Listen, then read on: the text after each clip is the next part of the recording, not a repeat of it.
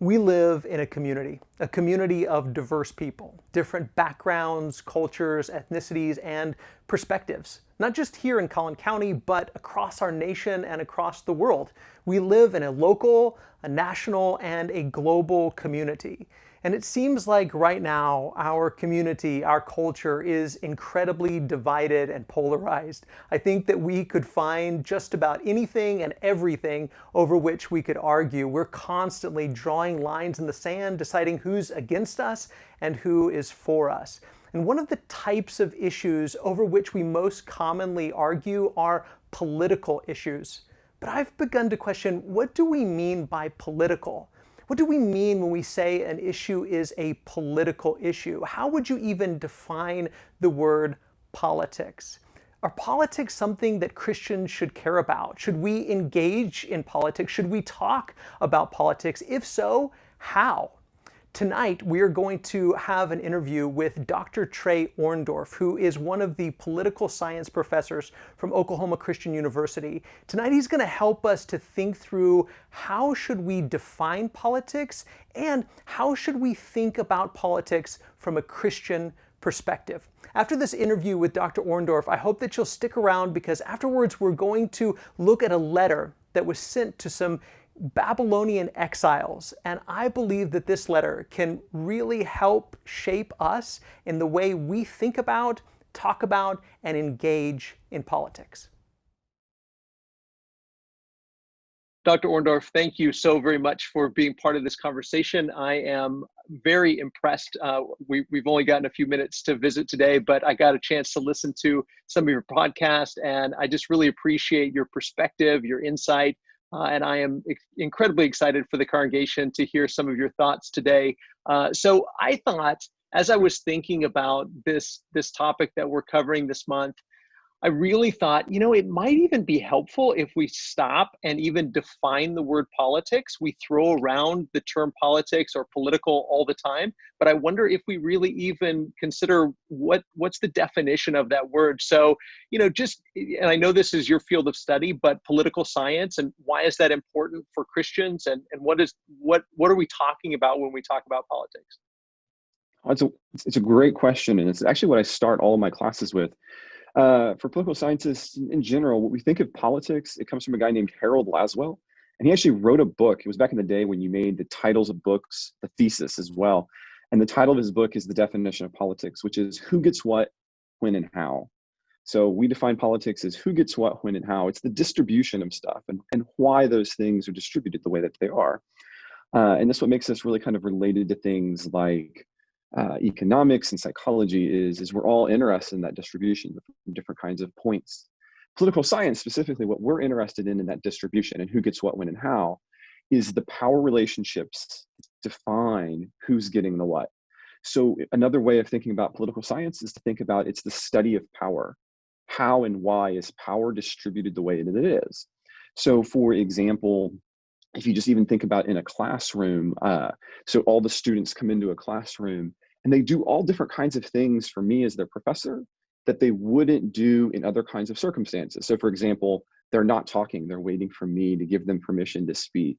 But you would never do that, say, with your wife or with your husband, right? That would be kind of bizarre if you but it has to do with the power distribution in that environment. So political scientists, what we want to do is we want to understand who gets what, when, and how. And specifically, we're looking at that from the context of power relationships as they're embedded either in families or all the way up into like states and governments. That's awesome. I think that's really helpful to understand that we're talking about something broader and more general than just what we tend to think about when we talk about politics. And sometimes I think that we think as Christians that maybe politics, maybe sometimes we over-engage, but other times we feel like, well, maybe we should, that's not even something that we should delve into. But I feel like if we are loving our neighbor, if we are concerned for our neighbor, and if politics is about who gets what, when, and how, then we do need to be, at least interested in who gets what, and I think that needs to be something that we are engaged in that conversation to one degree or another. Yes, for sure. And I'm glad that you think of it that way, because it is, in fact, as Christians, we have to wonder about. I mean, we're called to think about the structure and power of the church. We're called to think about the power dynamics in our families. And so, one of the things to kind of think about is you can't escape politics when you're thinking about it in terms of the relational power. And that doesn't mean that it's a good or a bad. It just means that we have to be aware of what those are. Now, it can be good and bad. That's one of the things that we bring as Christians, but it's not something that you can leave behind and say, well, I'm not going to think about Trump, so I'm not thinking about politics anymore. Well, no, you're making active decisions in your congregation and in your family about how you're making decisions. Yeah, yeah, for sure. And so I think that as we delve just a little bit deeper into that Mhm. conversation about politics, I think sometimes, and we probably do this with other areas of our life and not just political discussions, but I think sometimes we oversimplify political issues and we tend to think that they are more simple than they actually are. And maybe sometimes we overestimate how much we know and understand on issues. I know that I have. I know that when I've looked at a maybe a headline or an issue, and I thought, well, I have a really good grasp of that, and I think I can clearly see what's right and I can clearly see what's wrong.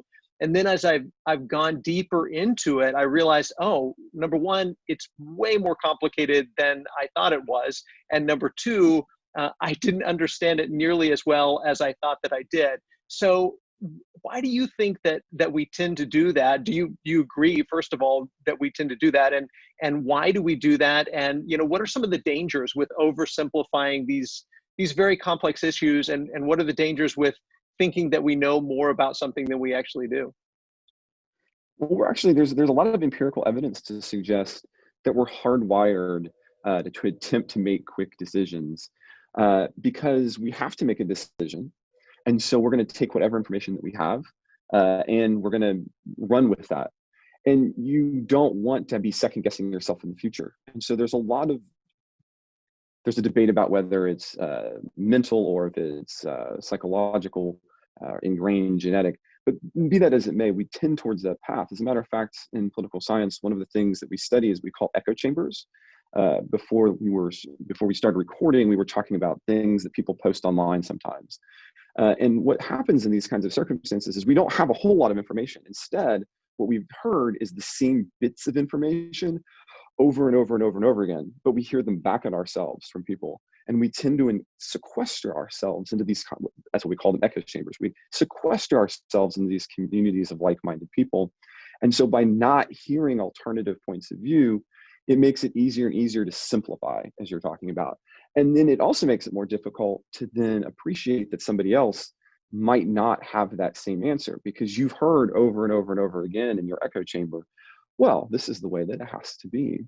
Um, and so it becomes easy to then vilify it. It's also just part of the process of thinking about voting and power distribution. It's hard to have a conversation with somebody when you need the votes to win. And so there is, in fact, structural institutional reasons to want to vote against people. And that kind of comes into play in the United States as well. So, if the other person is a decent human being, if they're just maybe wrong on a few things, it's far harder to get passionate and have somebody show up at the polls. And so we're also just stoked in wanting to be passionate, and that's what gets us out to vote. And so there's a lot of reasons why we will be simplified. And they're not all, I don't think there's any kind of evil boogeyman that's working. It's just kind of part of the flawed nature of humans. But as Christians, I think we have a framework for understanding that we're flawed and we might need to overcome that. Yeah, yeah, that's really good. So, if you were to encourage this church family as they engage in conversations, or maybe they try to avoid conversations, whichever the case may be, but as they have conversations about who gets what, when, and how, as they engage in these conversations about politics, whether that's on a national level or on a local level, or even just on a community level, on more of a basic human interaction level, whatever the case may be, there's going to be disagreement. There's going to be a need to see things from other people's perspective, and a lack of seeing things from each other's perspective, a bias that's at work. So what encouragement would you give to Christians about how to engage in those types of conversations and how to come out of it having a positive type of a situation rather than a negative one? I think part of it starts with actually listening. I think a lot of times when we engage in this space of what we view as being politics, like when you're at the local or even the national level, when somebody else is talking, we have a tendency to be already responding in our mind to what's going to happen next. And so what I really encourage your congregation to do is to say, when I'm talking to somebody who's not like me, turn me off for a minute. It doesn't mean I'm going to eventually agree with the person I'm listening to. So I'm not saying that, but just turn yourself off for a moment and actually hear what's being said. And then once you've heard what's being said, then think and criticize potentially internally, but don't do that like as a running narrative. Give that a chance to be on yourself. Going along with that, if there aren't any voices that occur to you that you find that are wrong, you're probably not listening to enough points of view. John Stuart Mill very famously said, we should never kind of be so certain that we're right that we turn off the possibility that other people are. So we shouldn't ever be scared of falsehoods. We should be willing to listen to falsehoods because that's just going to sharpen truth. And every now and then it might come to pass that we'll listen to something we think might be wrong and say, wait a second, I had never really heard that before. Maybe I'm the one who's wrong, and have to internalize that. But you're never going to do it. So I guess my two really pragmatic suggestions are, when you're encountering things, either in person or you're reading them, turn that internal critic off and actually just hear for a second. And the other is there's no people in your life that aren't like you. And if there's nothing you're reading that's not already like you, seek something out that isn't like you and encounter something uncomfortable and engage it. That is incredibly helpful, incredibly practical, and I really appreciate that. I hope that people will take the time to go and listen to the podcast that you're part of. So if you don't mind, kind of plug that for just a second and let people know where they can find that, because I think that kind of dialogue, that kind of discussion is incredibly important, and I think people would really benefit from listening to that. Well, I appreciate that. Well, the show that I co-produce is called The Politics Guys. And it was actually started by one of my former professors, Dr. Michael Baranowski. And what we try to do on the show is exactly what I've been trying to talk about. Is every show is always two different experts who have very different views about what's ultimate and true. So we have people like myself, who are scholars and Christians, and we have other who are kind of more on the right side of the spectrum. We have individuals like, for instance, my co-host Ken Katkin, who is a lawyer, but very much to the left on the political spectrum, but a very thoughtful human being, and different kind of religious background as well. And we try to pit these voices. I say pit, that's probably the wrong word. We attempt to have these voices talk to one another. And so there isn't a show. We purposely have made a point to never have a show where we don't have at least two different viewpoints having a conversation about the issues that we're having a conversation about. Or when we do interviews, so we do our midweek shows and we talk and interview books. So example, I did an interview recently about abolishing the Second Amendment.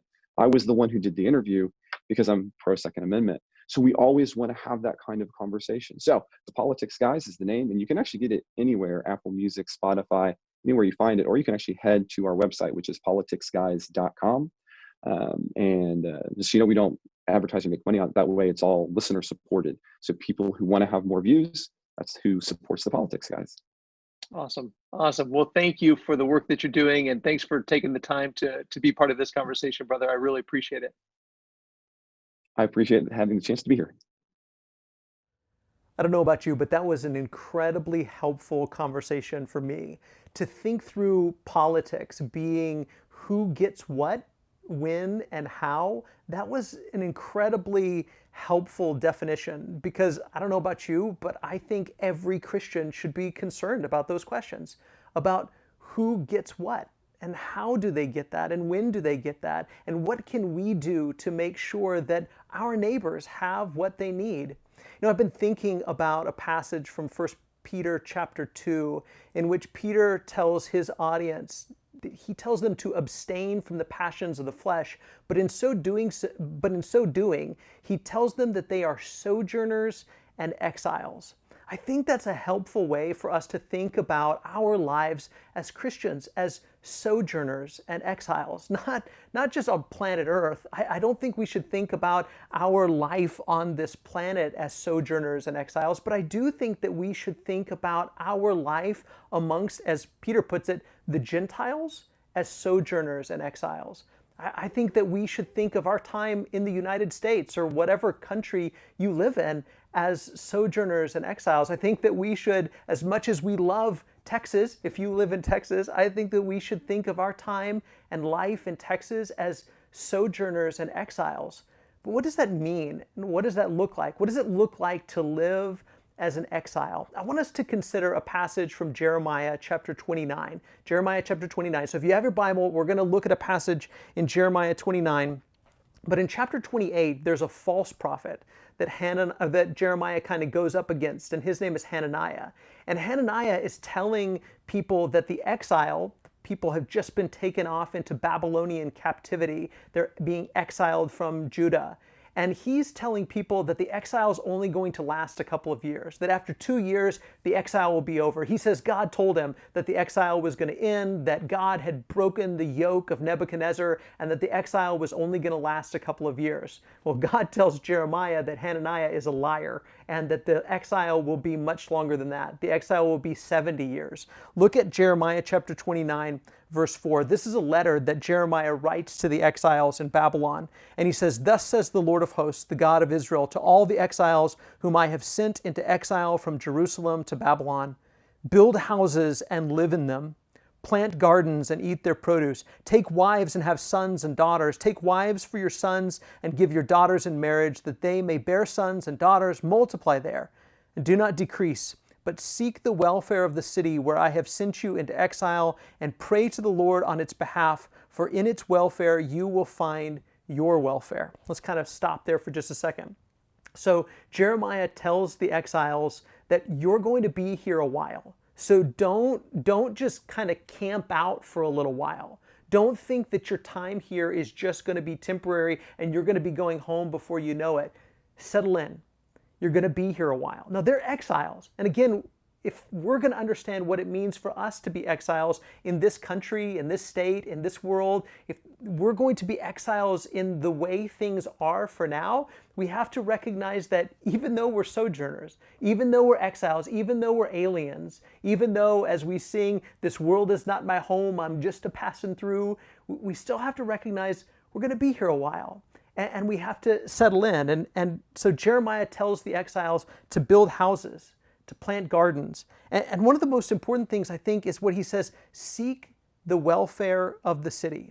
In verse 8, he says, "For thus says the Lord of hosts, the God of Israel, do not let your prophets and your diviners who are among you deceive you. And don't listen to the dreams that they dream, for it's a lie that they are prophesying to you in my name. I did not send them, declares the Lord." So apparently Hananiah wasn't the only one who was saying the exile would be short and you're going to be going home before long, so don't settle in, don't get comfortable here, you're going to be going home soon. And God says to the exiles through Jeremiah, you're going to be here for decades. You're going to be here for a very long time. So build houses, plant gardens, seek the welfare of the city. Verse 10, he says, "For thus says the Lord, when 70 years are completed for Babylon, I will visit you, and I will fulfill to you my promise and bring you back to this place," back to Jerusalem. "For I know the plans I have for you, declares the Lord, plans for welfare and not for evil, to give you a future and a hope. Then you will call upon me and come and pray to me, and I will hear you." So God says, you still are a distinct people. You, as the Jewish people, you still are distinct, and you still have a distinct hope, and you still have a distinct identity. But you need to settle in because you're going to be in Babylon for a while. This is exactly what it means to be an exile.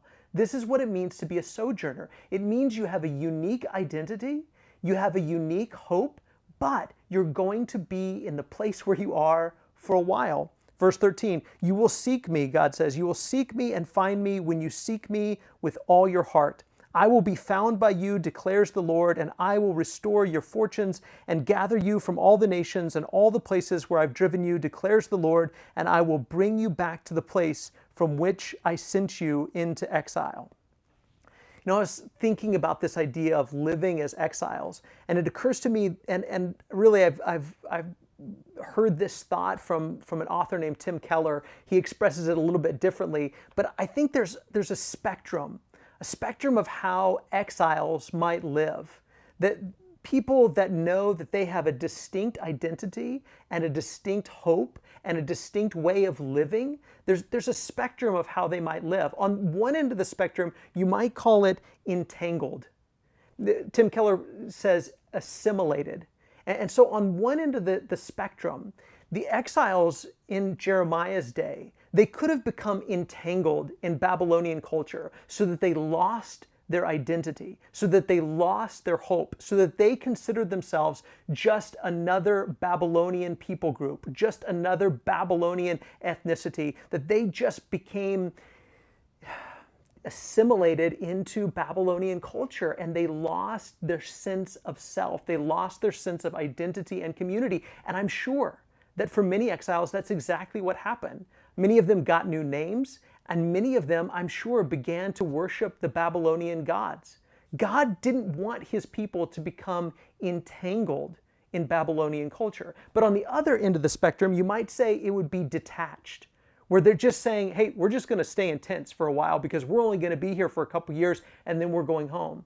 God doesn't want them to be entangled, where they lose their identity and they give their loyalty and allegiance to Babylon, but he also doesn't want them to be detached, where they say, I don't care about Babylon. I don't care about the city. I don't care about the people. I don't care about the culture. I don't care what happens to them. I don't care if good things happen to them or bad things happen to them. This isn't my place. This isn't my home. These aren't my people. I'm just here for a minute and then I'm going home. God doesn't want them to be detached, but he doesn't want them to be entangled either.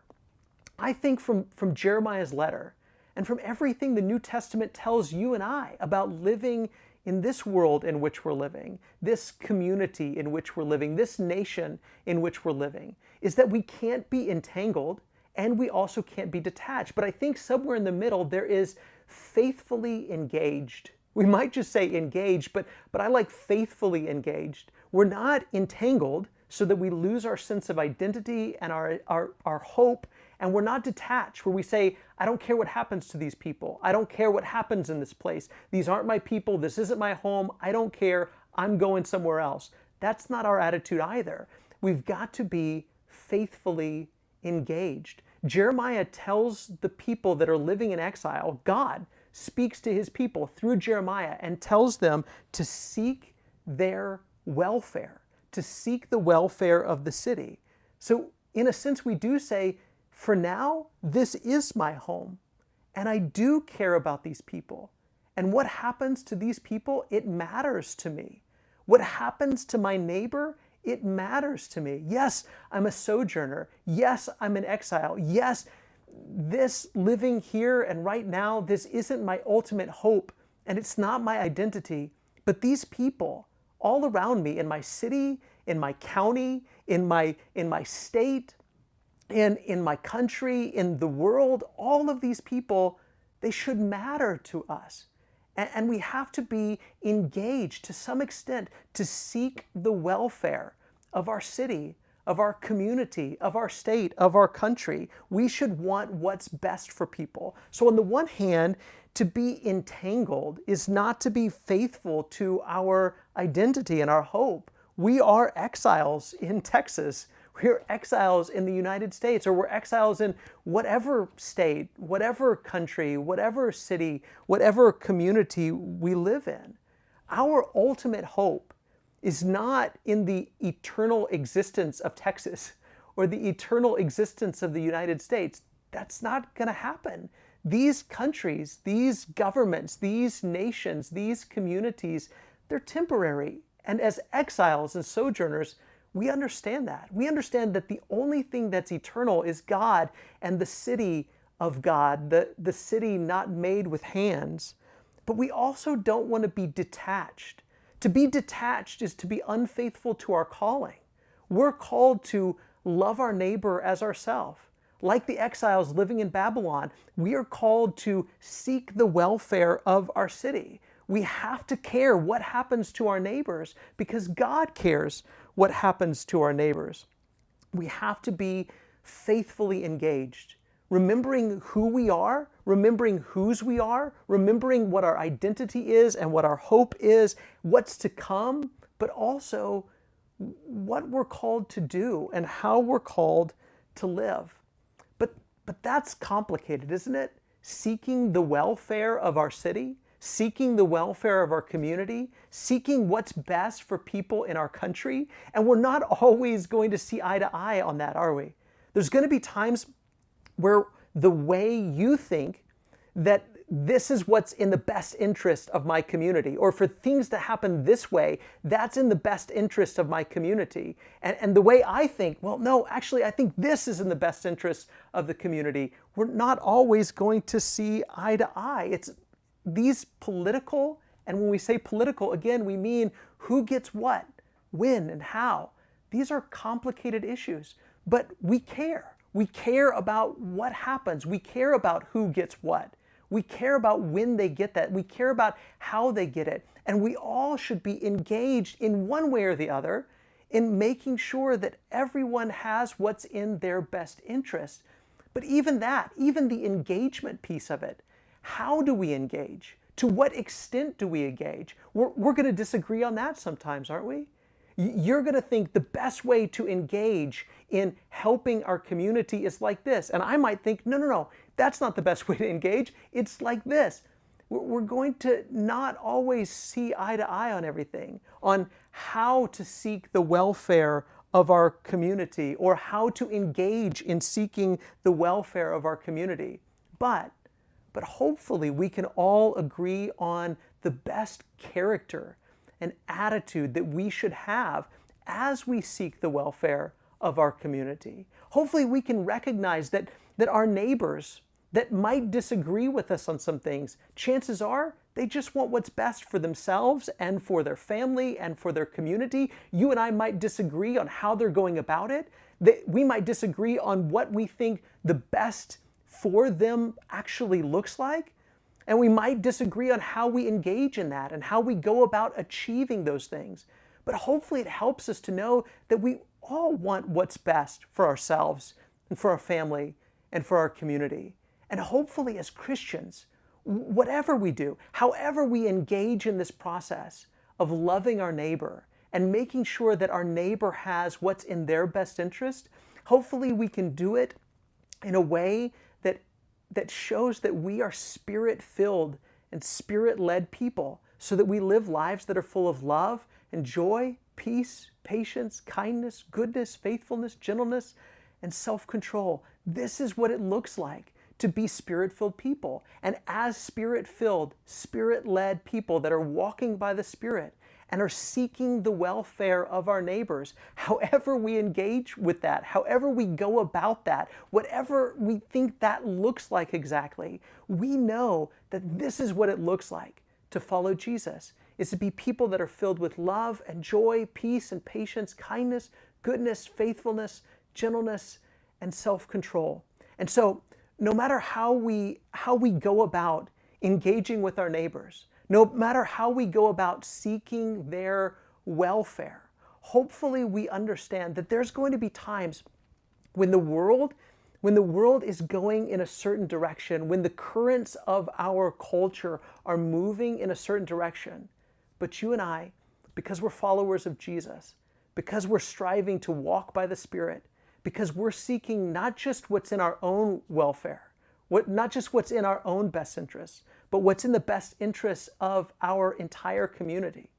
Because we are striving to follow Jesus, because our true identity and our hope is tied up in who we are in Christ. Hopefully we recognize that even though we are trying, just like everybody else, to do what's in the best interests of our community, there's going to be times where we have to swim against the current.